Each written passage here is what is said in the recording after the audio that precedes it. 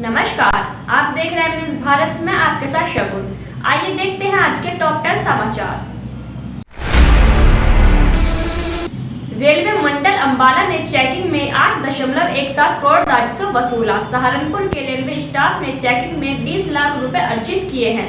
Ambala CTI ने 35 लाख रुपए जुर्माना वसूल किया है। रेलवे मंडल अंबाला ने नवंबर 2021 में टिकट चेकिंग में अब तक की सबसे अधिक राजस्व अर्जित किया है। पिछला सर्वश्रेष्ठ राजस्व अर्जन अक्टूबर 2021 में हुआ था, जो कि 6.14 करोड़ रुपए था। नवंबर 2021 के महीने के दौरान कुल 8.17 करोड़ का राजस्व टिकट चेकिंग से अर्जित किया है, जो पिछले सर्वश्रेष्ठ से 2.03 करोड़ रुपए से ज्यादा है।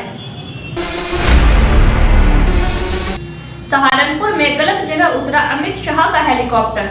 60 मीटर की दूरी पर बने थे 3 हेलीपैड, पायलट नहीं पहचान पाया सही जगह। सहारनपुर में गुरुवार को गृह मंत्री अमित शाह और केंद्रीय शिक्षा मंत्री धर्मेंद्र प्रधान दोनों एक साथ हेलीकॉप्टर में आए। जैसे ही उनका हेलीकॉप्टर उतरा, अधिकारियों और कर्मचारियों में भगदड़ मच गई। दरअसल उनका हेलीकॉप्टर दूसरे हेलीपैड पर उतर गया था। 60 मीटर की दूरी पर 3 हेलीपैड बनाए गए थे, जिसमें पहला अमित शाह, दूसरा सीएम योगी और तीसरा डिप्टी सीएम दिनेश शर्मा का था। गृह मंत्री के पायलट ने हेलीकॉप्टर डिप्टी सीएम के हेलीपैड पर उतार दिया। भाजपा की जनसभा में महिला का हंगामा। महिलाओं का आरोप है कि उन्हें उनकी समस्याओं का समाधान करने और योगी से मिलने का लालच देकर बुलाया गया है।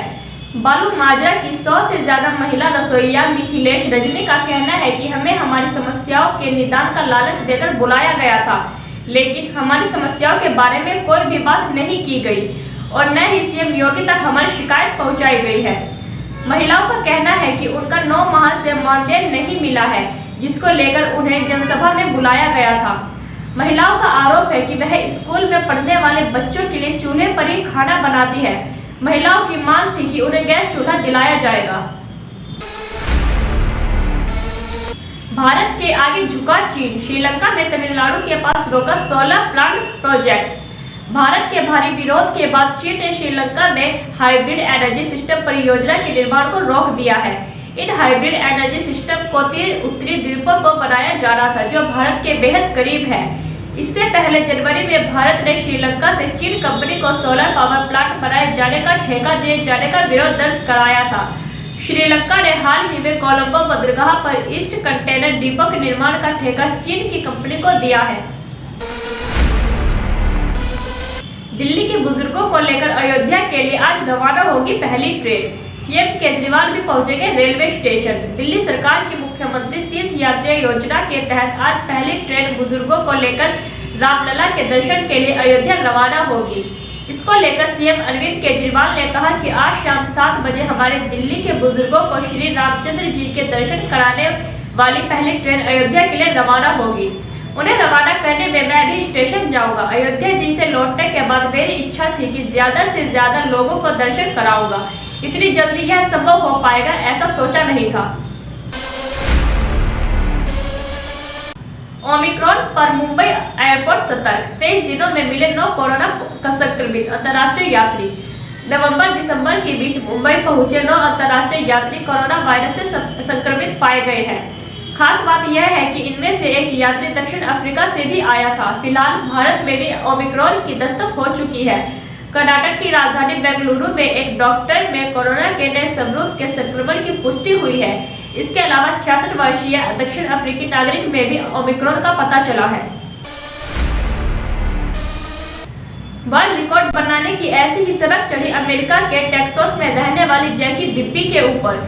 जैकी ने अपने मुंह में 11 सांप दबाए थे। जैकी ने इन सांपों को बिना हाथ में पकड़े होने से मुंह में दबाए रखा। ये रिकॉर्ड बेहद खतरनाक था। अगर इसमें से किसी भी एक सांप ने जैकी को काट लिया होता तो उसकी मौत तय थी। इतना खतरनाक स्टंट करने के बाद अब गिनीज बुक ऑफ रिकॉर्ड से इसे अपनी लिस्ट से बाहर कर दिया है। यूपी टेट पेपर लीक मामले का आरोपी खुद को बता रहा बिहार बीजेपी विधायक का भाई। पॉलिटिकल कनेक्शन की जांच में जुटी STF. UP TET paper leak मामले में गिरफ्तार आरएसएम फिल्मर्स कंपनी का डायरेक्टर राय अनुप्रसाद पूछताछ के दौरान खुद को बिहार के नरकटियागंज के बीजेपी विधायक रश्मि वर्मा का भाई बता रहा था। अब एसटीएफ इस एंगल को भी जांच में लग गई है कि कहीं पेपर लीक का कोई पॉलिटिकल कनेक्शन तो नहीं है। यह भी बताया जा रहा है कि राय अनूप प्रसाद मूल रूप से गोरखपुर का रहने वाला है। एसटीएफ अब परीक्षा नियामक प्राधिकारी संजय उपाध्याय और राय अनूप प्रसाद के बीच कनेक्शन का पॉइंट भी तलाश रही है। शख्स के पैर में बनी छोटी सी गांठ, डॉक्टर के पास न जाने से हुआ भयानक अंजाम। लापरवाही कभी भी अच्छी नहीं होती, चाहे आप गाड़ी चलाने में लापरवाही करें या किसी और काम में, उसका अंजाम अच्छा नहीं होता। खासकर लोग बीमारियों को लेकर लापरवाही कर देते हैं। अपनी बीमारी के बारे में एक शख्स नागेश ने बताया कि शुरुआत में उसके पैर में सिर्फ एक छोटी सी गांठ थी। यह गांठ इतनी छोटी थी कि आंखों से दिखाई नहीं देती थी, सिर्फ छूने से ही इसका पता चलता था कि पैरों में गांठ जैसी कोई चीज है। चूंकि नागेश का बचपन सड़कों पर ही बीता था, उसने इसे कुछ खास महत्व नहीं दिया। इसका अंजाम यह हुआ कि धीरे धीरे इस गांठ ने विकराल रूप धारण कर लिया। अब नागेश का पैर इतना फूल गया है कि वह खड़ा तक नहीं हो पाता। डॉक्टरों ने साफ कह दिया है कि सर्जरी के बिना अब उसकी हालत ठीक नहीं हो सकती। नितिन गडकरी बोले, जल्द करेंगे नई शुरुआत, दिल्ली की सड़कों पर जल्द ही चलाएंगे ग्रीन हाइड्रोजन वाली कार। केंद्रीय मंत्री नितिन गडकरी ने कल गुरुवार को दावा किया है कि उन्होंने एक ऐसी कार खरीदी है जो एक पायलट प्रोजेक्ट के लिए फरीदाबाद के ऑयल रिसर्च इंस्टीट्यूट में उत्पादित ग्रीन हाइड्रोजन से चलेगी।